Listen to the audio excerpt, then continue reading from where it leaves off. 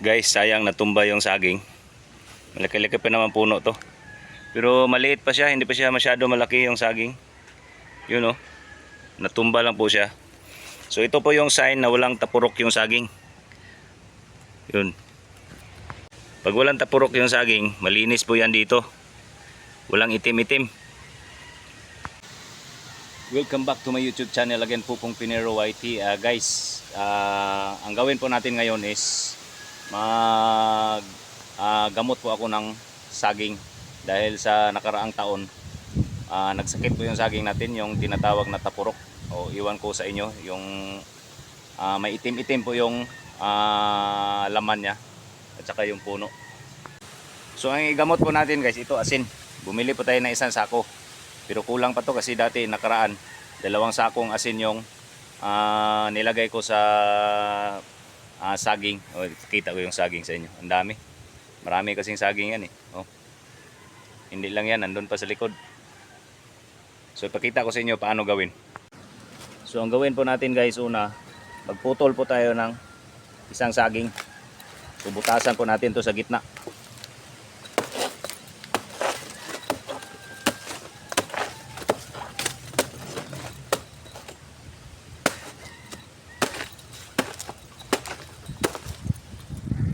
So nakita nyo, naputol na po natin, butasan natin to sa gitna. Lagyan natin to ng asin. Para ma-maintain po natin yung saging na hindi po magsakit. So walang tapurok.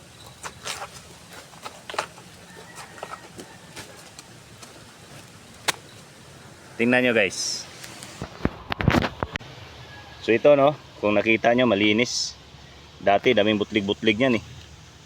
Kasi dahil sa sakit. Pero ngayon malinis na. Lagyan natin ng 1 kilo yan. Tapos itong paligid niya. Kita nyo yung paligid niya. Kailangan sa isang ganito, 2 lang sila. Yan, 2. Ito, isa. O, tama lang yan siya. Huwag masyado marami. Kasi pag maraming puno na ilagay nyo, payat yung saging. Tsaka maliit yung ano niya, yung bulig. So kung nakita nyo po, ito yung asin natin. So nabuksan na po natin. No? Magkuha lang po tayo ng isang ganito. O mga 1 kilo na. Para ilagay natin doon sa saging na binutasan po natin, pinutol natin. So ilagay po natin guys. Simple lang po to. Tingnan nyo. Pakita ko sa inyo paano. So ito, ilagay nyo lang dito sa ano niya para mas madali siya maka-absorb doon sa mga gamot niya doon sa ilalim. Tapos lagyan natin ng isang ganito din yung paligid niya. So magkuha na naman tayo na 1 kilo. Ang isang sako nito is 300. So yung iodized na po yung binili natin para mas madali anong tawag nito, ma-dissolve pag umuulan. So simple lang po, ganyan lang po natin oh. Kuha ka ng mga gaya eh. Ganyan mo lang oh. Yun. Yan ang maintenance ng ano, saging. Pag gusto mo nyo walang sakit yung saging nyo, gawin nyo itong ginawa natin. Mahirap pag walang tripod. Wala kasi akong tripod eh. Ganyan lang. Tapos itong dito, lagyan din natin. Asin lang ilagay natin. Ito, pwede natin yan butasan mamaya. Tapos lagyan natin ng asin. So itong puno na to guys, 4 to sila. So pwede na yan, hindi na natin galawin yung iba niyan kasi dapat 3 lang eh. Pero pwede na yan 4. Lagyan lang natin ng asin para hindi siya magkasakit ng tapurok. Nakalimutan ko yung anong pangalan nun sa Tagalog. May pangalan to eh sa Tagalog. Iwan ko sa inyo kung anong pangalan dito. Yung tapurok. Pwede din to sa niyog. Yung mga niyog ko. Sana yun. Nandun sa kabila. Marami akong niyog dyan. Pero itong mga saging ko, ginamot ko na ito ng asin. Para mawala po yung sakit niya. Yun oh. Kasi dati halos wala akong ma-harvest. Pero ngayon sa awa ng Diyos, marami na akong na-harvest na anong tawag nito, saging. Yun oh, ang daming bunga doon, hindi makita dito, malayo. Tapos yung mga maliit kailangan kunin natin, kasi pag hindi natin kunin yan, papayat yung saging natin. Yun oh, kita ko sa inyo. Yun, malaking bulig yan oh. Ito dapat nito kunin yan, yung mga maliit. Yung mga maliit kunin yan. Yan, yung mga bagong tubo. Ipakita ko sa inyo paano kunin. So itong mga ganito guys oh, pang kunin natin to, dapat nito barahin, hukayin eh. Kaso ako lang mag-isa, wala akong powers, kaya ito lang, ganyanin mo lang, hindi na yan. Ito pang kunin itong mga ganito para hindi liliit yung saging natin. Sa isang ganito, iwanan mo lang ng 4 na piraso. Ito kunin to. Huwag kayong maghihinayang na kunin itong mga bagong seedlings niya, kasi tutubo naman yan eh. Ang importante na yung saging natin mataba.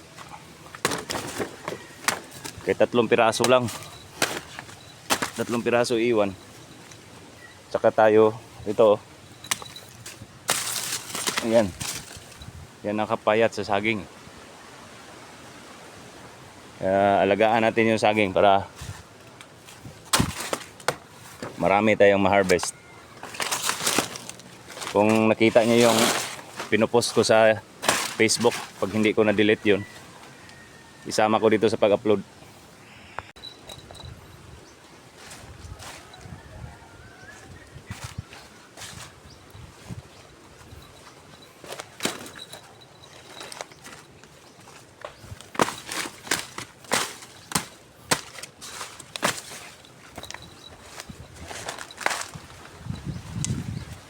So ito mga ganito guys, wala na to. Kailangan kunin to eh. Wala itong ganito. Liliit kasi yung saging natin pag padamihin natin yung mga seedlings niya. Dapat kunti lang, mga ganito lang oh. 1, 2, 3. Ito dapat kunin din to eh. Pero hayaan mo na. Ito 2 lang sila, tama yan. Ito dapat kunin tong 1. Sige na, saka na. Babalikan lang natin yan, kasi napagod na rin ako kanina pa ako nagtrabaho dito. Ako lang mag-isa. So pinakita ko lang sa inyo kung paano gawin. Ito lagyan pa natin to, baka bukas na. Huwag mo na ngayon. Tinuro ko lang sa inyo paano. Basta lagyan ng asin dito, yung pinutol nyo, tsaka yung paligid nya, lagyan ng asin, 1 kilo dito, tsaka yung paligid nya lagyan din ng 1 kilo. So ganun din mangyari dito bukas. Ito lagyan din natin to para paldo tayo, hindi maghihina, hindi sayang yung pagod natin, di ba? O kita nyo, kanina pa ako dito naglinis. Kinunan ko ng mga yung tuyo na dahon. Yun kitang kita na yung mga saging. Tulad nito, 3 lang sila. So tama lang to. Ganito. Yun, 3. Dapat kunin to 1. Kasi papaya to eh. Saka na. Pag hindi na ako pagod, pahinga lang muna. Libangan ko lang naman to eh, yung saging ko dito. Yan marami pa. Putulin ko pa yan. Tulad nito. Yun. Dapat nito babarahin dun sa ilalim. Kunin talaga. Hukayin sa ilalim yung mga ganito para hindi na tutubo.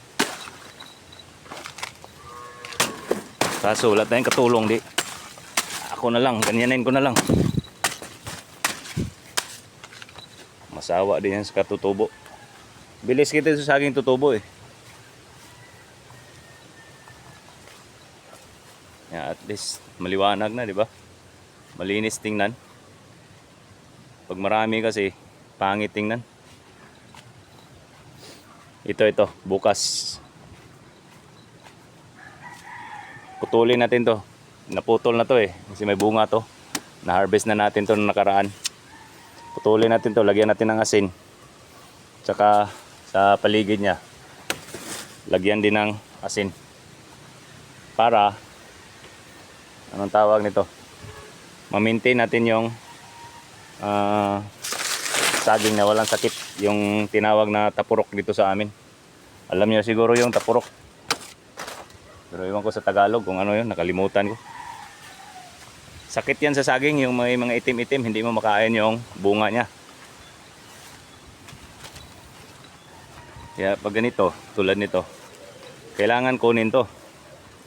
Yun, huwag kayong maghihinayang na kunin yan. Kung may mga taniman kayo, pwede nyo ilipat. Pero pag wala, tulin nyo na lang yan. Yun, lagyan natin na asin yan bukas. Tulad nito.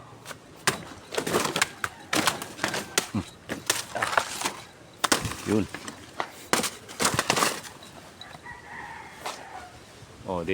Ilan na lang sila? 1, 2, 3, 4, 5. So dapat kunin pa itong mga maliit eh. Gusto ko ilipat yan. Pag may malipatan ako. Yun, malinis na tingnan. Hindi na masyado crowded. Mag-umpukan sila, di ba? Yan. Kasi may mga tanim ako dito na dwarf. Nakita niyo yung dwarf ko tanim. Dapat walang yung mga dwarf ko. Para tutubo yan. Yun dwarf. Dwarf. Dwarf. Dwarf. Marami yan. Paikot yung mga dwarf na yan. Kaya ito, kunin ko na to. Kasi sa dwarf ko yun hindi makita sa araw. Dapat makita siya sa araw para hindi siya tulad nung iba hindi masyado tumutubo yung dwarf ko dahil sa hindi makita sa araw. Kaya yun lang, napakasimple. Madali lang naman mag-alaga ng saging basta marunong ka lang. So guys, ganyan lang po ang paggamot ng tapurok, o iwan ko kung anong pangalan yan sa inyo. So sana may natutunan po kayo sa akin ngayon. So please subscribe my YouTube channel again, Pupong Pinero YT. Yung hindi pa nakasubscribe, and please click the notification bell para updated po kayo sa mga bago po nating videos na matutunan nyo. Thank you guys, love you.